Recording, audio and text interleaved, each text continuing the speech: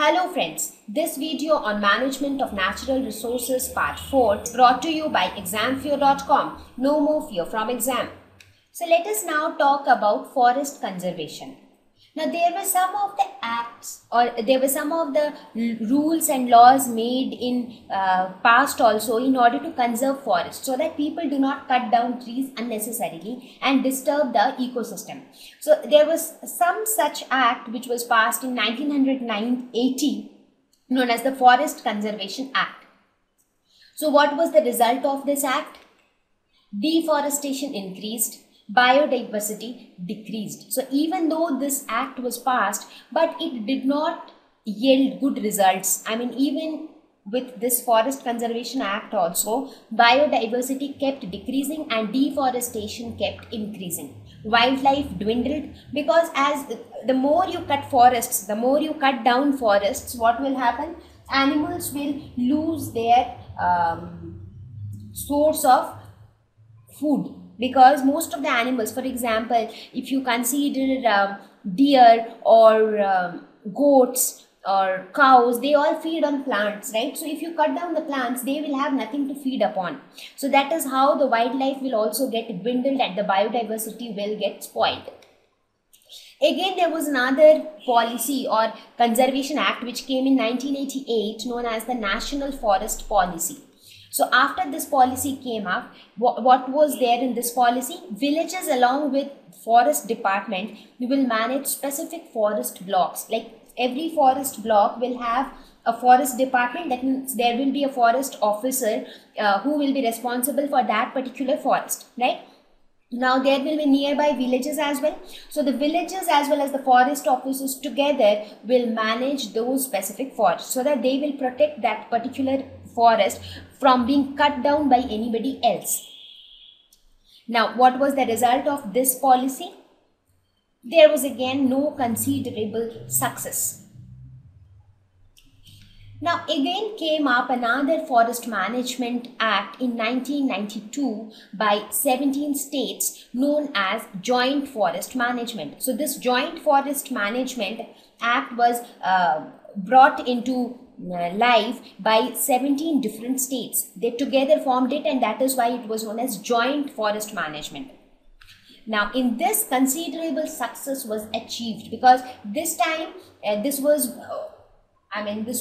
agreed by 17 different states and it was taken seriously, and there was a considerable success achieved this time.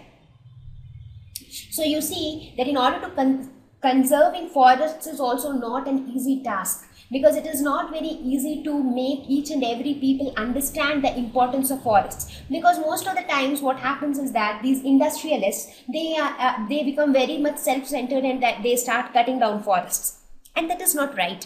So in order to make each and everyone understand that how precious forests are is again not an easy task. So the nature enthusiasts, the village people who stay nearby, the forest department, they are all trying together to conserve forests. So let us see how much we are able to conserve the same.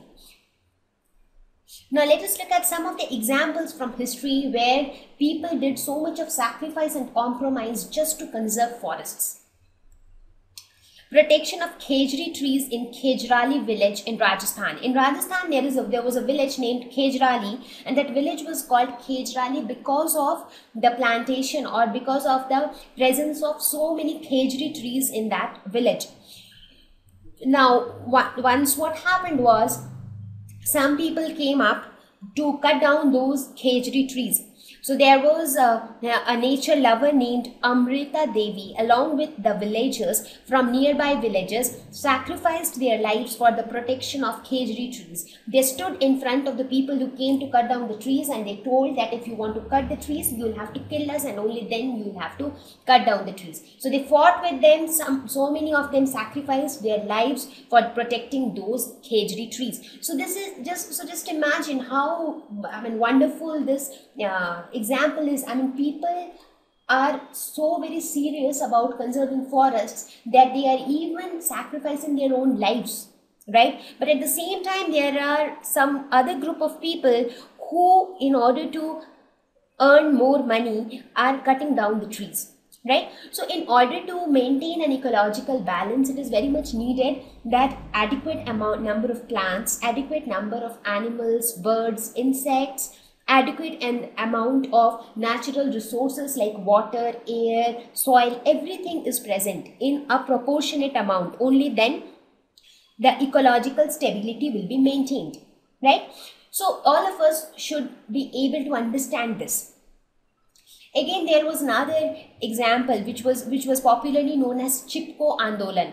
So what was this Chipko Andolan? Chipko, the word Chipko is a Hindi word which means to stick to something. So why was this known as Chipko Andolan? That was because once again it so happened that some people came to cut down the trees in a forest, and they came during a time when the men of the village were not present. So what did the women of the village do? The village women clasped the tree trunks, thus preventing the workers from felling down the trees. So each woman clasped herself to the trunk of the tree, and they did not allow the trees to be cut down. So since everybody stuck themselves to the trees, that is why it was known as Chipko Andolan. So this was a very popular movement which took place at that time, and these are some of the examples from history which actually encourage us, which actually motivate us to conserve forests. Now let us talk about something called sustainable management. What do we mean by sustainable management?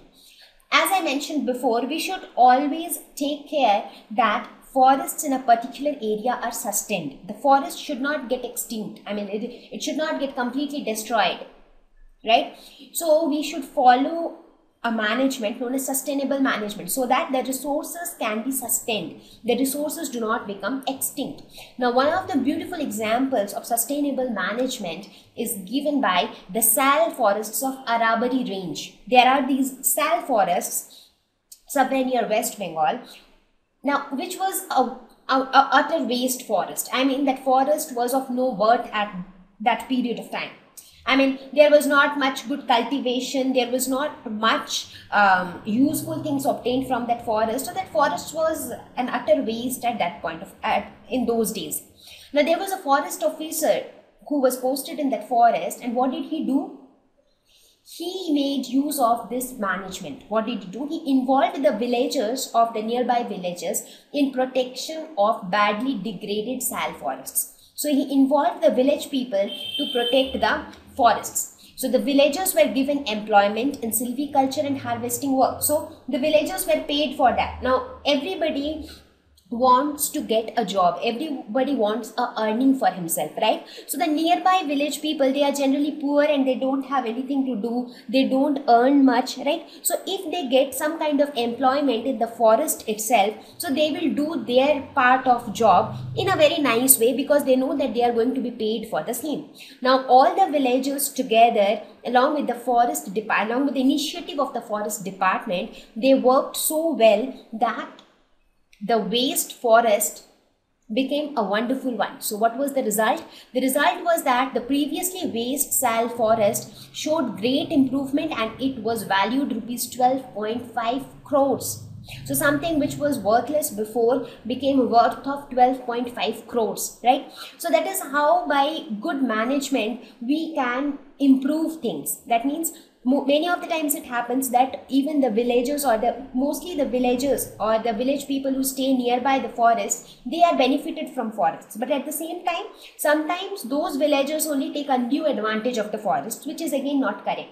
But if those villagers are only employed for the protection of the forests, for improving the forests, what will happen? The forests will also get benefited, as well as the villagers will also get earning for their living. Right?